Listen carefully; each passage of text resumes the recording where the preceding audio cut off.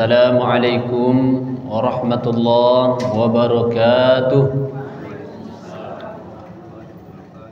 Alhamdulillah, assalatu wassalamu ala rasulillah wa ala alihi wa sahbihi wa man tabi'ahu wa mawalah. Subhanaka la ilma lana illa ma 'allamtana innaka antal alimul hakim. Allahumma salli wa sallim wa barik ala Muhammad wa ala alihi wa sahbihi wa man tabi'ahum bi ihsanin ila yaumiddin. Amma ba'd. Bapak dan Ibu jamaah Masjid Nurul Yaqin yang dimuliakan Allah Subhanahu wa taala, yang sama-sama kita hormati Bapak dan Ibu para pengurus Masjid Nurul Yaqin, kemudian yang kita muliakan tokoh-tokoh kita, tokoh masyarakat, tokoh agama, guru-guru, asatiz, al-imam yang berada di lingkungan masjid kita ini. Terkhusus penghormatan ini kepada semua jamaah, sembari doa yang tertuju, mudah-mudahan Bapak Ibu yang hadir pada subuh hari ini senantiasa Allah berikan kesehatan, kekuatan, istiqomah di dalam ketaatan sampai nanti kita wafat. Amin ya rabbal alamin. Bapak dan Ibu jamaah yang dimuliakan Allah, kembali kita bersyukur kepada Allah atas segala nikmat yang telah Allah berikan, yang tak bisa kita hitung berapa banyak yang telah Allah berikan kepada kita, namun bisa kita syukuri dengan mengucapkan alhamdulillahirabbil alamin. Salawat dan salam kita doakan selalu bagi junjungan alam Nabiullah Muhammad sallallahu alaihi wasallam, dengan senantiasa kita perbanyak salawat kepada beliau dengan mengucapkan Allahumma salli ala Muhammad wa ala ali Muhammad. Bapak Ibu jamaah yang dimuliakan Allah Subhanahu wa taala, mohon izin untuk melanjutkan kajian kita dalam kitab Riyadhus Shalihin karangan Al-Imam An-Nawawi, atau yang bernama Yahya Abu Zakaria bin Syarab, yang dulu pernah kita sampaikan tentang biografi beliau. Nah, jadi jangan lupa pula Ibu, kitabnya Riyadhus Shalihin, nama pengarangnya Al-Imam An-Nawawi, atau nama aslinya Yahya bin Syarab. Bapak Ibu yang dimuliakan Allah Subhanahu wa taala, pada subuh hari ini kita akan melanjutkan sebuah tema, yakni tentang kitabut ta'am. Kitab ta'am, adabut ta'am, yakni adab-adab makan. Nah, jadi adab-adab makan. Nah, ternyata Islam itu Bapak Ibu memberikan seluruh perhatian dalam segala bentuk aspek kehidupan manusia. Dalam setiap lini kehidupan manusia, Islam datang dengan nilai-nilainya, dengan syariat-syariatnya, agar seluruh aktivitas kehidupan manusia itu terasa bermanfaat dan barokah. Makanya Bapak Ibu, kalau kita ikut dengan aturan-aturan Islam, semuanya menguntungkan. Kita ulang Bapak Ibu, kalau kita ikut aturan-aturan Islam, ya, adab-adab Islam, syariat-syariat Islam, maka semuanya pasti akan mendatangkan keberkahan dalam hidup ini. Dan setiap hari Bapak Ibu kita minta berkah kepada Allah. Di setiap saat kita minta berkah. Dan kalau pengen berkah itu ada, maka diantaranya adalah ikutilah nilai-nilai Islam.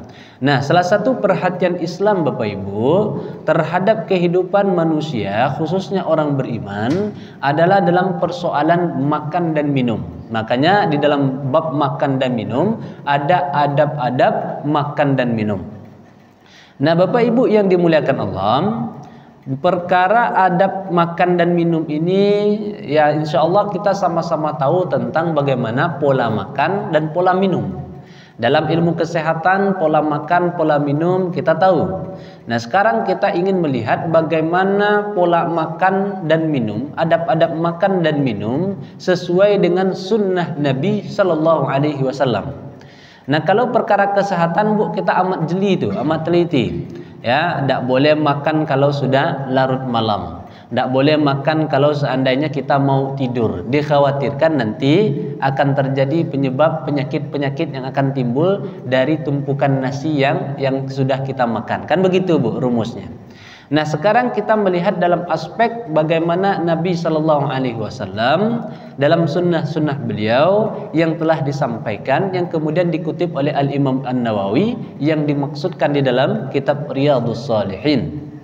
Nah, persoalan makan dan minum kok Bapak Ibu, persoalan yang sangat fenomenal sekali. Artinya persoalan yang sangat mendasar sekali. Jadi persoalan makan minum, setiap orang butuh itu, butuh makan dan butuh minum.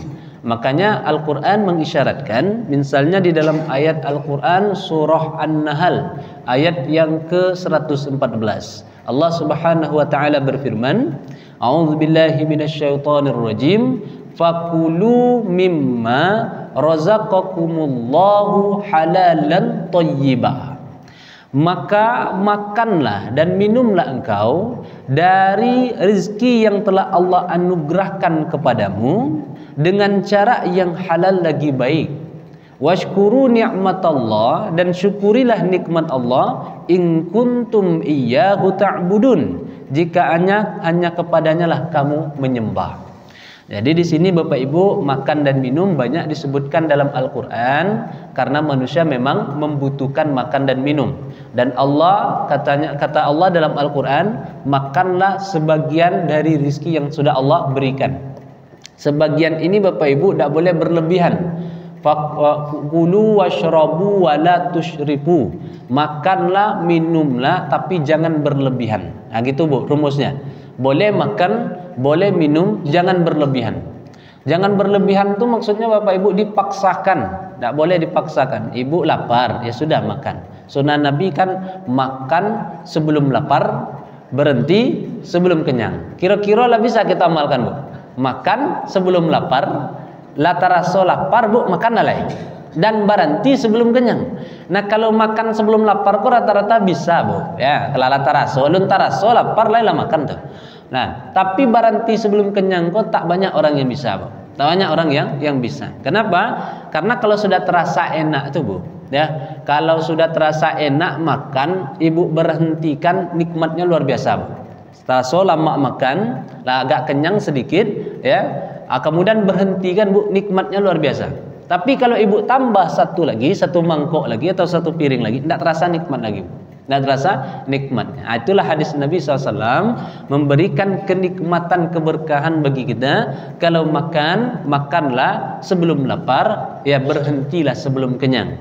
Nah, begitu yang disampaikan oleh Nabi SAW. Wala tusyrifu, tidak boleh berlebihan Bu, tidak boleh berlebihan. Karena kalau sudah berlebihan, yang semulanya baik menjadi tak baik. Ibu kalau makan kan menjadi kebutuhan dan wajib harus kita makan. Hukumnya wajib makan itu.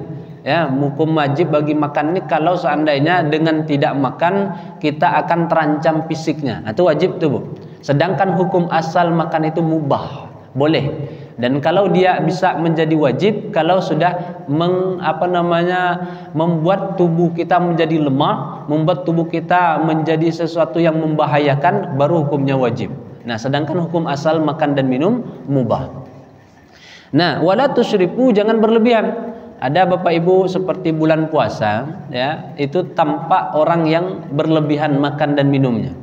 Setelah dia puasa menahan, kemudian ketika berbuka, diambil sadonya Bu. Iko dicubo. Itu berlebihan namanya itu Bu. Artinya sudah di luar kapasitasnya tapi masih juga dipaksakan. Akhirnya tak baik, muntah jadinya. Kan gitu Bu. Atau sesuatu yang tidak menyenangkan lainnya. Makanya tidak boleh berlebihan. Nah, Bapak Ibu yang dimuliakan Allah Subhanahu wa taala, pada bab adab makan ini kita ingin melihat bagaimana pola-pola makan yang dianjurkan oleh Nabi sallallahu alaihi wasallam dan adab-adab yang ada di dalamnya. Nah, pertama Bapak Ibu, yakni kita lihat hadis Nabi sallallahu alaihi wasallam yang berbunyi dari Umar bin Abu Salamah. Ia berkata, qala li Rasulullah sallallahu alaihi wasallam. Rasulullah sallallahu alaihi wasallam bersabda, bismillahi, ucapkanlah bismillah. Rasul bersabda kepada Umar bin Abu Salamah, wahai Umar bin Abu Salamah, ucapkanlah bismillah dan makanlah dengan tangan kananmu serta ambil bagian yang ada di dekatmu. Itu adab pertama Bu, Pak. Adab pertama, yakni Rasulullah sallallahu alaihi wasallam berpesan kepada Umar bin Abu Salamah, wahai Umar, kalau engkau makan, makanlah dengan mengucapkan Bismillahirrahmanirrahim. Atau Bu, cukup saja yang pendek. Yang pendek Bu, Bismillah. Sudah. Tapi kalau Ibu sempat, kan ada juga orang yang tidak sempat Bu, lalapa bana, tidak tahan naik Bismillah, tidak masalah Bu. Ya. Tapi kalau masih bisa slow ditahan, Ibu belum lapar kali, ucapkanlah dengan sempurna. Bismillahirrahmanirrahim. Nah, masih bisa lagi Bu, barulah baca doa tuh. Doa yang diajarkan sebelum makan. Kita kenal ya Bu. Allahumma barik lana fima razaqtana wa qina azabannar. Ambo rasa kok lupa tadi Bu. Jadi mungkin bismillah aja lah Assalamualaikum Ustaz. Nah, jadi lah terlalu sering kita dengan bismillah jadi kebiasaan. Nah, kalau Ibu bisa melengkapi dengan doa tadi, itu lumayan lebih bagus lagi. Tapi seminimal mungkin jangan sampai Ibu Bapak, mohon maaf, mohon izin, jangan sampai kita makan tanpa menyebutkan bismillah. Nah, sependek-pendek Ibu sebelum makan itu bismillah. Tapi kalau bisa Bismillahirrahmanirrahim. Kalau bisa lagi Bismillahirrahmanirrahim. Allahumma barik lana fima razaqtana wa qina adzabannar. Itu lebih sempurna dia, Bu. Ya. Nah, bagaimana konsekuensi kalau makan tanpa basmalah? Nah, jadi Bu, bagaimana resikonya kalau seorang mukmin tidak memulai makanan itu dengan baca basmalah? Satu, Bu, makanan yang kita makan tak ada berkahnya. Itu satu. Ibu makan pengen banyak tapi tidak berkah atau sedikit berkah. Biarlah kita makan sedikit Bu, asal berkah. Dan berkah ini Bapak Ibu, bagi orang yang sudah membaca doa tadi, membaca nama Allah tadi, pasti makanannya akan terasa berkah. Itu Bu, yaitu janji Nabi sallallahu alaihi wasallam. Setiap kita makan, kemudian kita ucapkan Bismillahirrahmanirrahim, maka makanan yang masuk tadi Bu menjadi berkah bagi kita. Nah, jadi kalau tanpa bismillah, tanpa nama Allah, boleh jadi makanan tadi tidak menjadi keberkahan. Nah, Bapak Ibu yang dimuliakan Allah, yang kedua, kalau kita makan tanpa basmalah, maka tidak akan ada rasa kenyang dalam kita. Artinya tidak kenyang Bu. Boleh jadi makannya sudah banyak tapi kenyangnya tidak ada. Kenapa kenyangnya tidak ada? Karena berkahnya dicabut oleh Allah. Nah, kalau berkah dicabut oleh Allah, yang makan itu yang numpang syaitan. Jadi yang numpang makan itu syaitan. Jadi kalau Ibu pengen menjamu setan, makan berdua ya, atau berempat atau berapalah ya, pengen dengan setan makan, maka tanpa basmalah lah makan. Nah, orang yang tanpa basmalah dia makan, dia akan ditemani oleh setan, dan setan mengambil bagian dari makanan tadi. Nah, itu luar biasanya Bu. Jadi kalau kita lupa baca basmalah, ada seorang sahabat Nabi sallallahu alaihi wasallam, dia makan Bu, ya, makan dia lupa. Kalau lupa beda pasalnya, beda babnya. Dan ada orang ini memang betul-betul lupa, ada yang memang sengaja dilupakan, itu beda. Orang yang terbiasa baca basmalah kemudian dia lupa, yang tidak masalah. Tapi yang jadi masalah itu adalah orang yang tidak mau baca basmalah. Nah, suatu ketika ada seorang sahabat Nabi sallallahu alaihi wasallam, Bapak Ibu, dia terlupa. Dia makan sampai suap terakhir Bu, sampai makan suap terakhir, teringatlah dia. Di sinilah muncul Bu bahwa kalau lupa baca basmalah, maka ada adab yang kedua, yakni baca bismillahi awwaluhu wa akhiruhu. Itu dia Bu. Kan kita kadang-kadang Bu, dek saking laparnya kan kadang bisa lupa. Ya bayang. Ya. Saking laparnya jangankan basmalah Bu, ya. Hal-hal lain bisa kita lupakan. Memang yang menjadi aktivitas kita, apalagi yang jarang kita baca. Nah, orang ini Bapak Ibu ketika dia akan menghabiskan sesuap makanannya, lalu teringat dia lupa membaca basmalah, lalu diucapkan oleh dia, Bismillahi awwaluhu wa akhiruhu. Ya Allah, aku menyebut namamu dari awal tadi sampai akhir ini. Maka tertawa Nabi sallallahu alaihi wasallam Bu. Tertawa Nabi. Apa kata Nabi sallallahu alaihi wasallam? Aku tertawa melihat setan yang sudah makan bersama dia, lalu ketika dia mengucapkan basmalah tadi dimuntahkan balik oleh setan, Bu. Jadi tidak bisanya makan. Jadi sepanjang kita dalam proses makan tadi Bapak Ibu mengucapkan nama Allah, maka bagian setan tidak ada. Bagian setan tidak ada. Walau bagian terakhir, sesuap nasi terakhir yang kita makan, lalu kita ingat dengan menyebut nama Allah, setan tidak bisa mendapat bagian, Bu. Dimuntahkan kembali oleh setan. Nah, makanya Bapak Ibu yang dirahmati Allah Subhanahu wa taala, agar makan kita menjadi berkah, agar kita mendapatkan pahala, maka jangan lupakan basmalah. Nah, ada hadis yang sama, Bu. Basmalah ini dilekatkan juga dengan kebiasaan masuk rumah. Ibu, bapak kalau masuk ke dalam rumah biasanya membaca apa? Assalamualaikum. Baik, baca assalamualaikum. Nah, orang yang baca assalamualaikum masuk ke dalam rumah, Bu, dengan orang yang membaca basmalah ketika makan, dia mendapatkan fadilah yang sama. Kecek setan kepada kawan-kawannya Bapak Ibu, bagi orang yang tidak mengucapkan salam masuk ke dalam rumahnya, dan bagi orang yang tidak makan dengan mengucapkan basmalah, maka setan memanggil kawan-kawannya, Bu. Bro, kamarilah kecek. Iku ada bagian kita di siko. Ada bagian kita di siko. Artinya, Bu, rumah yang dimasuki tanpa ucapan salam, maka rumah itu adalah rumah syaitan. Jangan berang loh kalau rumah kita banyak masalah, Bu, karena setan isi dalam. Nah, kenapa setan isi dalam, Pak? Karena diantaranya dia tidak mau mengucapkan Assalamualaikum warahmatullahi wabarakatuh. Itu dia adabnya. Jadi kalau ada orang membaca Assalamualaikum masuk ke rumah, setan tidak bisa menetap berdiam menginap di rumah tersebut. Sama juga, Bu, kalau ada orang makan dengan baca basmalah, setan tidak akan bisa berdiam menetap dan ikut makan dalam proses orang makan tersebut. Tapi kalau tanpa dua hal tadi, maka Bapak Ibu, setan ikut di dalamnya, dan kita sudah memelihara setan di lingkungan tempat tinggal kita, di lingkungan tempat makan kita. Itu luar biasanya.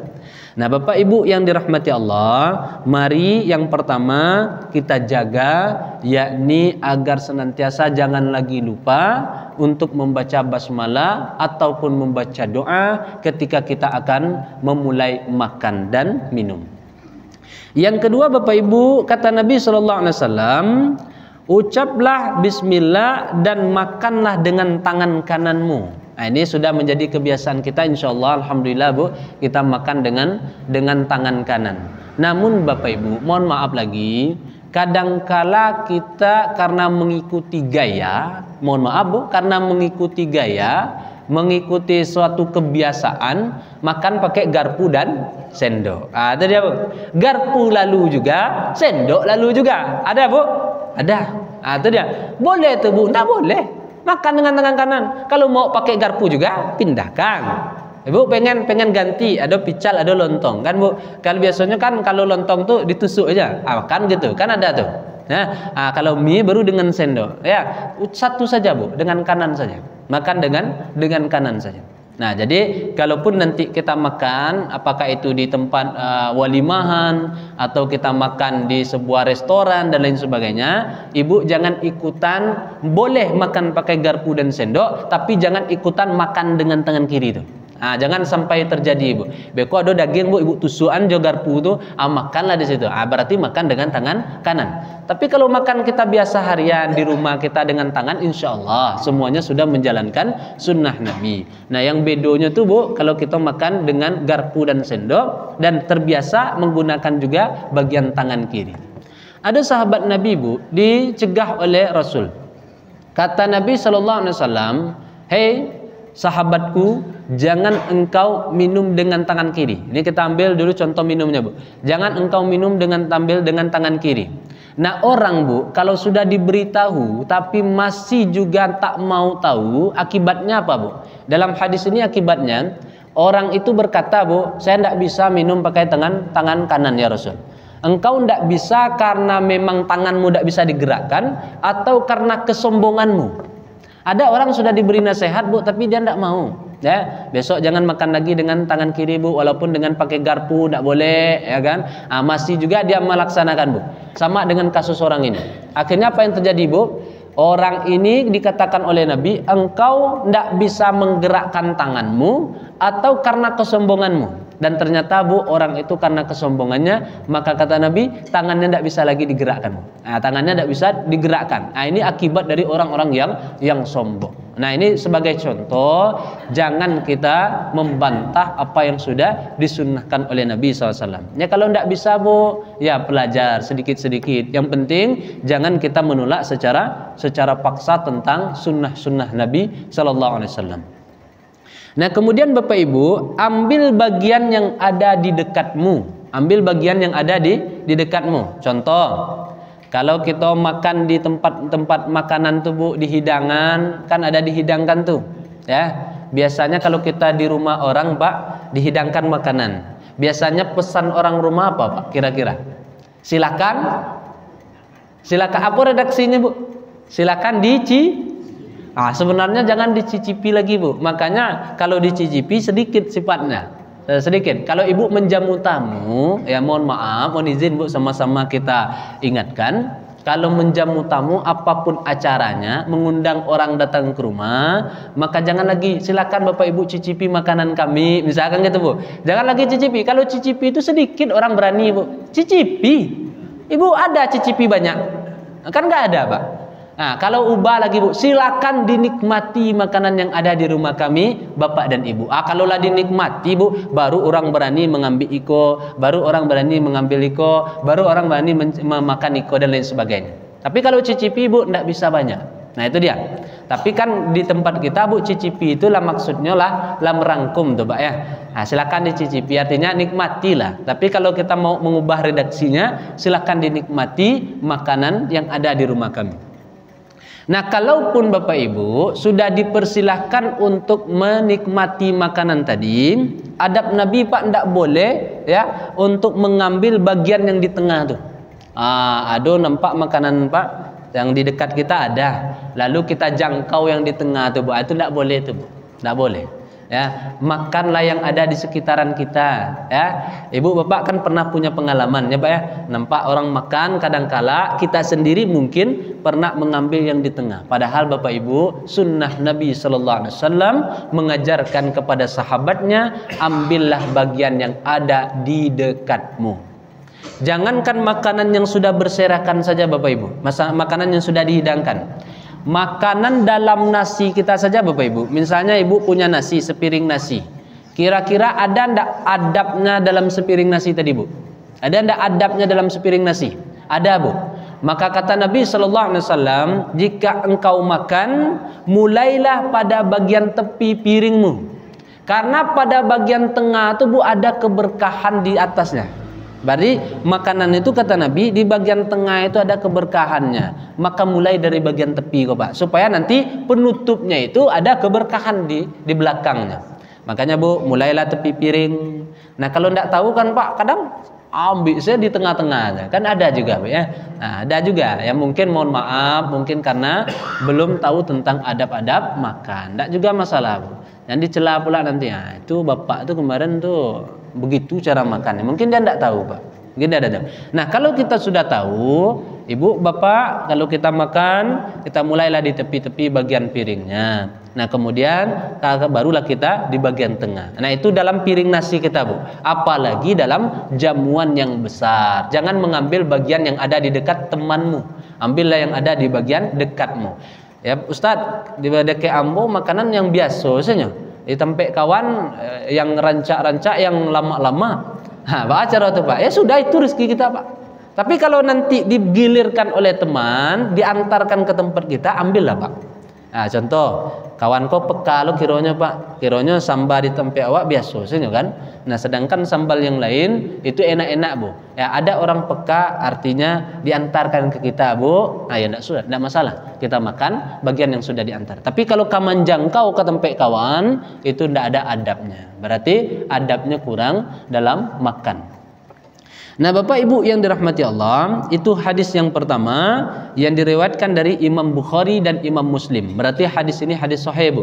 Imam Bukhari, Imam Muslim meriwayatkan. Nah, kita ingat 3 pesan Nabi ini. Makan dengan ucapan basmalah, makan dengan tangan kanan, makan ambil bagian yang paling tepi terlebih dahulu atau yang paling dekat dengan kita. Yang kedua, Bapak Ibu yang dirahmati Allah, apabila salah seorang kamu makan hendaklah mengucapkan basmalah, maka jika dia lupa mengucapkan basmalah di awal, boleh mengucapkan basmalah di akhir.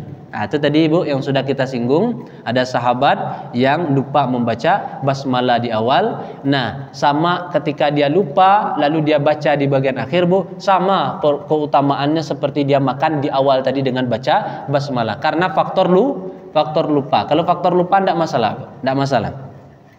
Hadis yang ketiga itu tentang orang yang memasuki rumah, Bu. Ya, orang masuki rumah mengucapkan basmalah. Ini ada satu lagi, Bu. Assalamualaikum diiringi dengan ucapan basmalah. Ibu buka pintu, Assalamualaikum. Setiap rumah yang akan dimasuki ucapkan salam, meskipun rumah itu rumah kosong. Tapi kalau rumah kosong jangan berharap Ibu ada jawaban di dalamnya. Jangan berharap, Bu. Kok dijawab di dalam kok orang tidak ada kan? Ngeri juga, Pak. Bapak lari balik. Jadi itulah. Tapi meskipun demikian, tetap juga dalam rumah kosong yang tertinggal kita ucapkan salam. Nah, soalnya, Bu, rumah yang tertinggal itu ada penghuninya. Ya, kalau lama-lama rumah aku ditinggal, Bu, ada penghuninya. Ya, setidaknya penghuninya hewan-hewan seperti kecoa, tikus ada. Dan di situ juga akan dihuni oleh makhluk yang lain. Maka kalau rumah yang sudah lama tertinggal, maka sunnah Nabi ucapkan salam agar nanti orang yang menghuni rumah tadi atau makhluk yang menghuni rumah tadi, Bu, bisa pergi atau minggir karena ada yang punya rumah akan masuk. Nah, ketika dia mengucapkan salam, Bu, lalu dia ucapkan basmalah. Masuk ke dalam rumah, ucapkan basmalah, ucapkan salam, maka setan tidak berani menginap atau berdiam di dalam rumah yang dibacakan basmalah. Jadi kalau pengen kita, Bu, ada masalah-masalah, kan setan ini, Bu, banyak jenisnya. Di antara jenis setan itu ada setan yang khusus merusak rumah tangga. Itu ada setan spesifikasinya, ada, Bu. Ada setan yang khusus di pasar, ada setan yang khusus di masjid, dan mereka punya job masing-masing. Nah, kalau job yang setan di rumah aku, Bu, di dalam rumah tangga, bagaimana suami dan istri itu bisa bertengkar bahkan berpisah dibuatnya. Jadi kalau kita lacok taraso ada masalah di rumah, berarti setan sudah menghuni rumah itu. Maka amalkanlah di antaranya, Bapak Ibu, yakni sering-sering mengucapkan salam dan membaca basmalah di setiap kita akan masuk ke dalam rumah. Nah, kemudian Bapak Ibu yang dimuliakan Allah Subhanahu wa taala, nah ini juga masalah makan dengan mendahulukan bagian yang terdekat. Kemudian ada hadis yang lain, Bapak Ibu, ya, yakni tentang tidak mencela makanan. Mohon maaf, Bapak Ibu, kita mungkin pernah mencela makan. Pernah, Bu? Pernah. Ustaz pernah. Ya, tak cela makanan tadi. Tidak lama makan. Kan tuh, Bu, pernah. Jadi jujur kita, Bu, kita sama-sama pernah mencela makanan kita. Baik itu makanan yang kita buat sendiri pun atau dibuat orang lain yang kita beli. Nah, pernah tuh, Bu. Pergi ke undangan, ya, Bu, ya. Tidak lama makan di situ, tidak terasa. Kan itu, Bu, pernah. Ya. Atau kita pergi ke suatu tempat makan di sebuah tempat rumah makan, kita makan di situ. Nah, kemudian tidak terasa enak, tidak sesuai dengan selera kita. Kita pun sering mengatakan, tidak lama rumah makan kok, gaya senang rencana tapi masakannya tidak lama. Kan pernah gitu, Bu. Atau kita dibuatkan oleh orang rumah, misalnya kalau bapak-bapak. Nah, atau ibu-ibu sendiri yang masak, ternyata tidak enak. Tiba kali kok tidak lama masakan. Nah, dalam hal ini, Bapak Ibu, Nabi mengajarkan tidak boleh lagi kita mencela makan. Tidak boleh. Ya, kalaupun nanti, Bu, apa kata Nabi sallallahu alaihi wasallam, diriwayatkan oleh sahabat, Nabi itu, Bu, kalau dia suka dengan makanan, dia makan. Suka dia dengan makanan, dia makan. Tapi kalau dia tidak suka dengan makanan, dia tinggalkan. Tanpa harus mencela. Ibu kalau datang ke sebuah walimah, ternyata di situ tidak enak makan, tinggalkan. ya sudah, tidak usah makan lagi. Ya, karena memang tidak selera dengan kita, ataupun kita belanja. Dan kalau memang tidak suka, jangan ada dalam mulut kita, dari mulut kita keluar kata-kata makanan ini tidak enak, makanan ini tidak layak. Jangan Bu, tinggalkan saja. Nabi pernah melakukannya. Kalau Nabi ya ada makan yang tidak enak, beliau tinggalkan. Ya, kalau ada makanan yang enak, beliau makan. Nah, itu adab dalam memakan dan tidak tidak mencela makan. Disunnahkan untuk memujinya.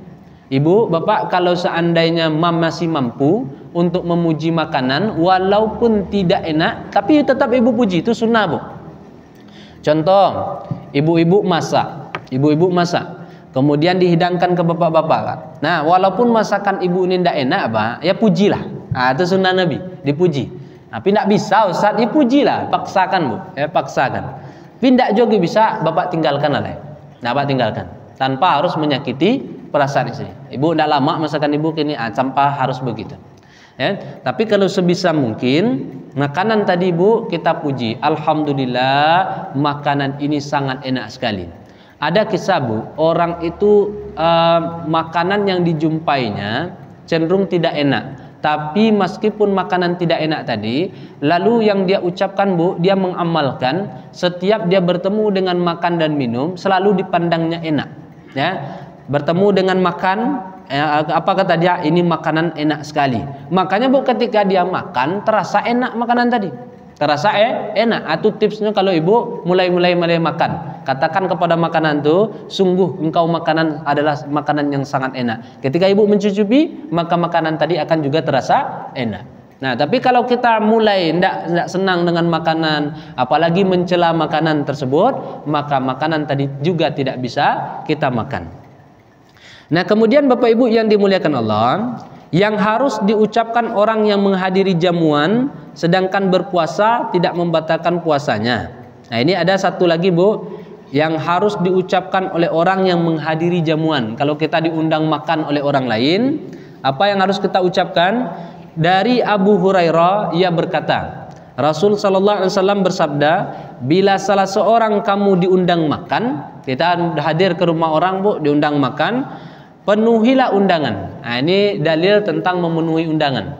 Ada saudara kita Bu, tetangga kita yang hajatan, diundangnya kita, penuhi undangan tuh. Itu sunnah Nabi. Datanglah untuk memenuhi undangan orang lain. Karena ketika kita memenuhi undangan itu Bapak Ibu, orang akan merasa dihormati, dan pada suatu ketika orang juga akan menghormati kita. Nah, penuhilah undangan. Jika ia tengah berpuasa, kalau kita berpuasa Bu, datang kepada undangan itu, sampaikan kita berpuasa, setidaknya engkau doakan. Ibu pernah berpuasa lalu diundang orang, jangan kecean Bu, maaf ambo berpuasa. Jangan, hadir saja Bu, hadir, tapi walau ibu tidak makan. Nah, katakan mohon maaf tuan rumah, mohon maaf Bapak Ibu, ya, ambo bukan tidak mau makan, tapi ambo sedang saum, tapi ambo tetap hadir. Nah, ketika kehadiran ibu itu, maka ibu berdoalah di situ. Berdoalah untuk orang yang sedang mengundang tadi. Nah, kemudian, dan jika ia tidak berpuasa, maka makanlah. Jadi kalau kita tidak berpuasa Bu, penuhi undangan orang, lalu makanlah di tempat orang yang mengundang. Sebagai bentuk penghargaan juga Bu. Ibu kalau ada orang datang ke rumah ibu, diam saja Bu, ndak puasa, ndak makan, kira-kira perasaan ibu bah? Ndak lama. Iko pasti ada makanan ko nan kurang. Iko pasti ada makanan ko yang ndak lama. Iko mungkin ada jamuan yang kurang tepat. Pasti gitu pikiran Bapak Ibu. Nah, makanya untuk menghargai tuan rumah, maka kata Nabi, penuhi undangannya. Kalau engkau berpuasa, sampaikan engkau berpuasa, lalu engkau doakan. Dan kalau engkau tidak berpuasa, ikutlah makan di dalam jamuan tersebut. Nah, itu sunnah Bu. Jadi jangan kita tidak mau mencicipi makanan di situ. Kalau sebisa mungkin ibu sudah makan juga di rumah, lalu ada orang mengundang, sebisa mungkin ambillah bagian yang paling sedikit. Atau setidaknya Bu, makan cemilan-cemilan sejenis kue, buah dan lain sebagainya. Jangan sampai dianggurin semua Bu, ditengok aja makan tuh, sampai berteriak lah makanan itu Bu, minta dimakan. Nah, jangan sampai gitu. Nah, kemudian Bapak Ibu, makan dari jamuan yang dekat dan memberi nasihat serta mendidik orang dengan cara yang makan yang buruk. Ini Bu, Tadi kalau kita makan jamuan yang dekat. Yang kedua Bapak Ibu, kalau ada orang lain yang makan di jamuan itu tapi adabnya kurang, Bu, boleh dinasehati. Boleh dinasehati. Tapi jangan disoraan, Pak. Oh, enggak itu enggak boleh. Disorak model itu enggak boleh. Soalnya dia ada di dekat kita, Pak. Di dekat kita. Kemudian ada seseorang ini makan dengan adab yang buruk, dijangkau kemari, diambilnya makanan orang tuh, Pak. Sampai-sampai Pak Ibu ndak boleh orang tuh makan, nyambil saja. Kan bisa jadi begitu, Bu. Maka orang seperti itu, Bu, kita nasihati, ya, nasihati. Tapi jangan disorakkan, Bapak Ibu semua hadir. Ini ada satu jamaah kita yang makan begini-begini, ndak boleh ada kan. Sampaikan, Pak. Nah, tidak boleh. Jadi nanti ataukah sesudah makan, ataukah nanti di luar, ataukah punya kesempatan, yang paling penting jangan menasihati dia di tengah keramaian. Karena kata Imam Syafi'i, kalau orang menasihatimu di kala sendiri, berarti itulah orang baik. Tapi kalau ada orang menasihatimu di tengah keramaian, itu orang yang sedang ingin menjatuhkanmu, sedang ingin mencari aib celamu. Kita sampaikan beko, Bu, di luar acara, Pak, tadi yang Bu cari, mohon maaf, Bapak tadi makannya kurang adabnya. Dalam agama kita ada adabnya, Pak. Mode-modeko. Tadi Bapak makan dengan cara yang tidak ada adabnya. Mohon izin mengingatkan, Pak, untuk kedepannya jangan seperti itu. Boleh, Bu. Nih, ada dalilnya. Ya, menasehati dan mendidik orang yang cara makannya buruk. Dari Umar bin Salamah, anak tiri Rasulullah sallallahu alaihi wasallam, aku sewaktu kecil berada dalam asuhan Rasulullah. Dan ketika makan, tanganku sering kesana kemari. Ini dalilnya, Bu. Kalau orang itu membantah, di mana pula kamu dapat dalil? Ini dalil. Nah, dari Umar bin Abu Salamah. Suatu ketika, Bu, Umar itu makan dengan mengambil bagian ini, menjangkau itu. Maka tangannya kesana kemari dalam nampan. Maka Rasulullah sallallahu alaihi wasallam berkata kepadanya, "Wahai anak, ucapkanlah bismillah dan makanlah dengan tangan kananmu serta ambil bagian dari dekatmu. Semenjak itu aku tak pernah lagi melakukan hal yang sama seperti sebelum ditegur oleh Nabi." Jadi kalau ada kawan-kawan Bapak Ibu, ya, yang makan dengan cara demikian, adabnya buruk, boleh kita tegur, boleh kita nasihati, tetapi dengan cara yang baik. Jangan pula dibiarkan, Bu. Mohon maaf, kadangkala karena segan menyegan, tidak boleh. Tidak mau kita menegurnya sampai tua, Bu, sampai kedatang ajal masih begitu cara makannya. Nah, jadi karena akibat tidak mau orang menasihati. Kita nasihati, Bu, dalam persoalan makan. Kemudian Bapak Ibu yang dimuliakan Allah, larangan untuk mengiringkan 2 biji kurma apalagi makan bersama kecuali dengan izin temannya. Nah, ini satu lagi, Bu, adab.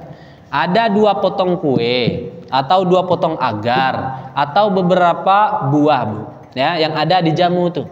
Maka adabnya, Bu, ibu boleh mengambil tuh, mengambil kue boleh, mengambil buah boleh, mengambil agar-agar tadi boleh, tapi jangan sekali 2. Ambil cie-cie, Bu, ambil cie makan. Kalau labek kau habis, ibu nium ambil cie lai makan. Nah, yang tak boleh itu, Bu, ambil sekali 2, takut beko kawan lebih kencang makan, kan gitu, Bu. Ya, diambil lah 2, Bu. Kadang lah penuh tangan tadi, Bu. Ya, kalau makannya baru nyong untuk ini. Nah, itu jatah kawan yang lain kan tak dapat, Bu. Itu yang dimaksud, Bu. Tak boleh. Tak boleh dari sini, Bu, bukan berarti dosa besar ya, tapi masalah adab, masalah adab. Nah, kalau Bapak Ibu minta izin kepada teman, itu boleh. Contoh, makanan tadi ada 2, Bu. Apa kata dia? Pak, Bu, izinnya Bu ambil 2 kok. Kalau diizinkan oleh temanmu, maka boleh, Bu.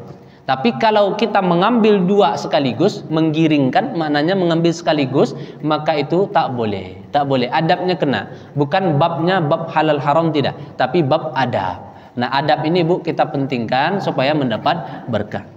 Nah, kemudian Bapak Ibu, yang harus diucapkan orang yang dilakukan orang makan tetapi tidak kenyang. Nah, jadi tadi penyebab yang tidak kenyang tadi boleh jadi karena dia lupa baca basmalah, boleh jadi karena dia tidak memenuhi adab makan. Nah, kemudian perintah makan dari pinggir sudah. Kemudian Bapak Ibu, makruhnya makan dengan duduk bertelekan. Jadi duduklah dengan sempurna. Bu, mohon izin, kalau ada jamaah tablik itu, Bu, duduknya, Ibu pernah tengok saudara-saudara jamaah tablik duduk makannya, Pak, dengan di atas diimpitnya kakinya. Ya, ibu kemudian ininya dikuatkan. Itu ada hadisnya, Bu. Ini hadisnya ketemu sama kita. Jadi jangan dicela. Lain pula cara makan sama dia. Tidak boleh. Itu dia mengamalkan sunnah. Nah, begitu sunnah Nabi, Bu. Jadi makan ya dengan dari Anas Rasulullah sallallahu alaihi wasallam, aku melihat Rasulullah SAW duduk dengan posisi menempelkan pantatnya ke lantai dan menegakkan dua betisnya. Nah, artinya nempel, Bu, tegak. Nah, boleh jadi artinya yang mereka tiru adalah sunnah Nabi sallallahu alaihi wasallam. Jadi kalau ada makan-makan yang demikian, Bu, ya berarti mereka melaksanakan sunnah Nabi. Nah, kita makan bagaimana, Bu? Ya, makan bersila atau makan di kursi atau makan bersimpu, tidak masalah. Tidak masalah ya, Bu ya. Bukan menjadi suatu hal yang salah. Tapi kalau pengen ngikut sunnah Nabi, begitulah gambaran makan Nabi. Kemudian makan dengan 3 jari nih, Bu. Makan dengan 3 jari. Ada juga hadisnya. Jadi kalau dulu dengan kurma bisa, Pak. Dengan kurma orang makan kurma, makan roti kan bisa dengan 3 jari. Tapi kalau makan nasi kan repot 3 jari, Bu.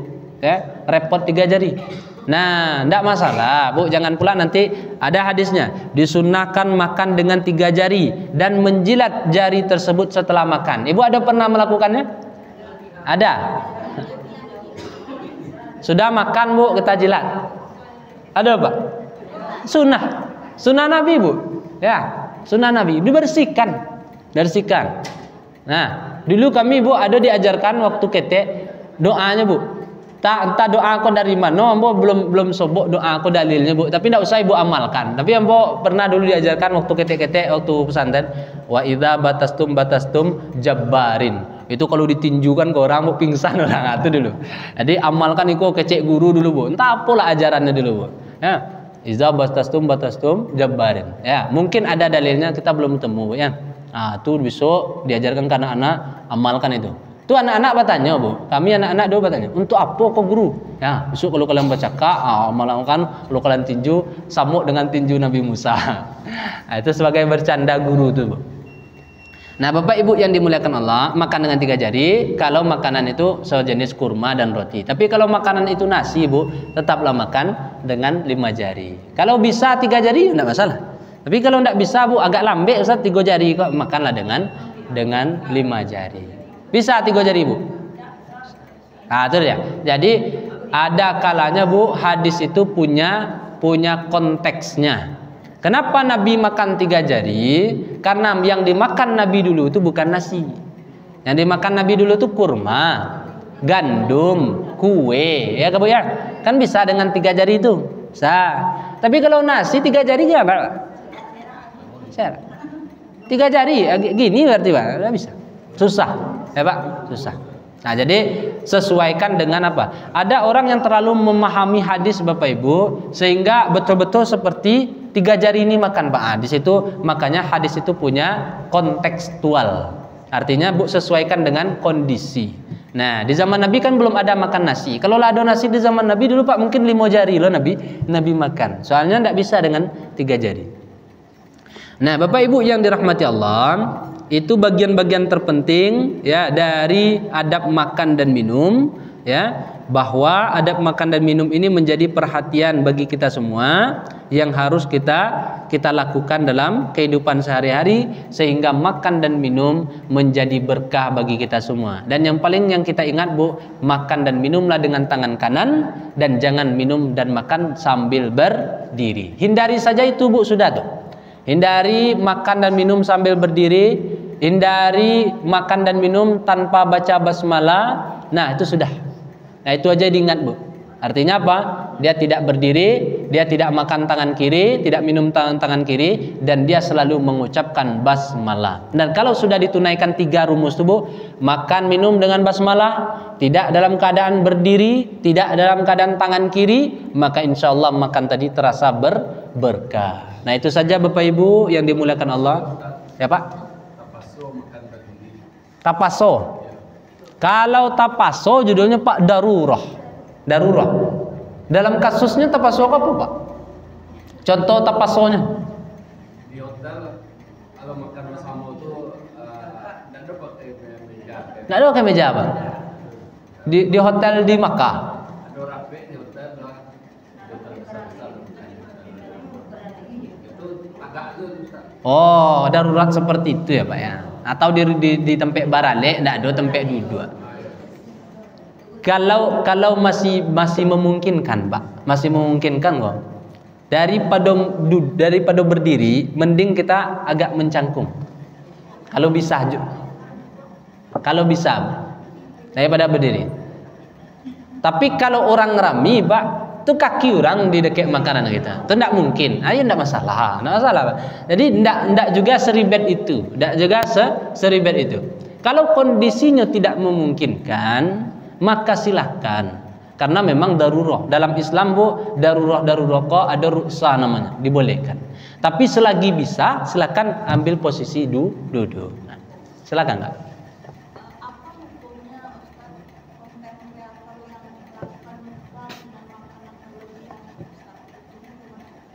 Oh ya Bu, nah, nanti kita sampaikan, tersinggung konten kreator yang banyak.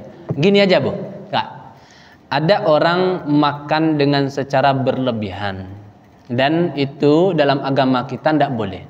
Kulu washrabu wala tusyribu. Ya, makan, minum, tapi jangan berlebihan. Nah ini ada Bu, mohon maaf, orang yang membuat sebuah konten, kemudian dia makan secara banyak Bu, banyak sekali makannya Kak. Nah satu hal yang harus kita tanya, itu pasti atau tidak? Ambo rasa banyak yang tidak nyata Bu, Kak. Banyak yang tidak nyata. Diedit ya Pak ya. Manalah mungkin Pak sapo gadang tuh habis, mungkin tidak Kak tuh. Kadang kali perutnya kan. Ambo cari yang makan tuh enggak ulah besar-besar badannya Pak. Nah artinya Bapak Ibu ya, kalaupun ada ya Pak, kalaupun ada, masuknya kemana? Allah alam shawab Kak. Satu, kalau dia makan itu niatnya untuk konten kreator misalnya, ya susah juga cari kias, cari apanya Pak. Kamu takut beko kalau seandainya disebut, jadi beko ya tersinggung yang telah melakukan itu. Tapi kalau Kak pengen nanya, ndak usah, carilah konten yang lain. Ya, tapi barangkali kita berhusnuzon, barangkali Pak Ibu, kapasitas perutnya orang yang melakukan hal-hal demikian memang besar Pak, memang besar lambungnya, ya, sehingga kalau apapun yang dimakannya masuk. Kan ada juga tuh Pak, Bapak Ibu pernah melihat orang makan sampai 3 piring besar-besar? Nah ada Pak, ternyata ada. Nah boleh jadi Pak, kita berhusnuzonnya Kak, orang yang melakukan membuat konten sedemikian itu boleh jadi memang kapasitas perutnya, lambungnya besar sehingga bisa menampung makanan, dan kebetulan dia seorang konten kreator, akhirnya divideokan lah, nah supaya dia bisa menarik perhatian orang, ya enggak masalah. Tapi kalau bagi-bagi lambung-lambung kita yang sedikit Kak, pecah nanti, ya, keluar isinya. Membludak, kapasitasnya tidak bisa terpenuhi. Ya itu dia. Apakah hukumnya itu masuknya ke ranah boleh atau tidak? Kalau yang namanya berlebihan tidak boleh. Itu saja Kak. Yang namanya berlebihan tak boleh. Terlepas dari kasus orang tersebut. Nah kita tidak menyalahkan, jangan pula kita mencela kenapa mereka melakukan itu. Barangkali kapasitas mereka bisa lebih banyak sehingga mereka terinspirasi untuk mengajak orang supaya lebih lahap makannya. Ada sisi positifnya Kak. Ada. Sisi positifnya Ibu tahu. Ambo cek di HP orang rumah Bu, di YouTube ada video orang makan mukbang Pak. Ambo tanya, tujuannya menonton nih supaya timbul nafsu makan. Kalau sudah itu ya sudahlah. Artinya Bu, ketika dia tidak selera makan, nyucali orang makan lama-lama tak timbul selera makannya, berarti itu baik. Nah itu kan. Nanti tidak semuanya jelek. Tapi kembali kepada ayat, siapa yang berlebihan tidak boleh. Kalau berlebihan makan minum tidak boleh. Nah itu boleh. Wallahu a'lam bishawab. Itu Kak. Nah Bapak Ibu masih ada tentang makan dan minum? Nah kalau tidak ada, mungkin pekan depan ya.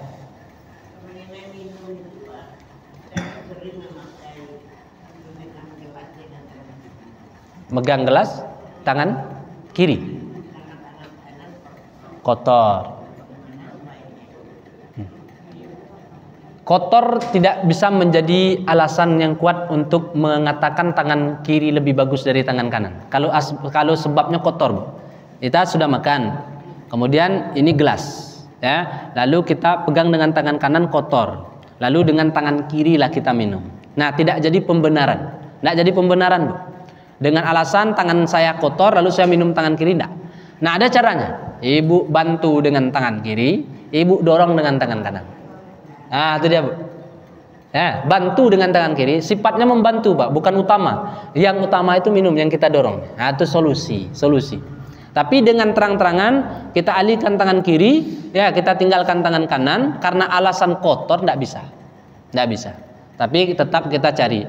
Ustaz, kalau begitu Ustaz kita minum juga tangan gini, bekas-bekasnya nanti Bu berserakan. Ternyata kita makan di keramaian, sehingga orang makan di samping kita tidak selera lagi melihat belepot-lepot di situ, Bu. Lado, buncis, laki kan gitu. Akhirnya orang tidak selera makan. Maka untuk mengurangi hal-hal yang demikian, maka dorong, boleh dorong. Nah, itu dia, Bu. Cari aman dan cari yang lebih baik. Allah alam shawab. Nah, Bapak Ibu yang dirahmati Allah Subhanahu wa taala, itu saja karena sudah sampai waktu syuruk.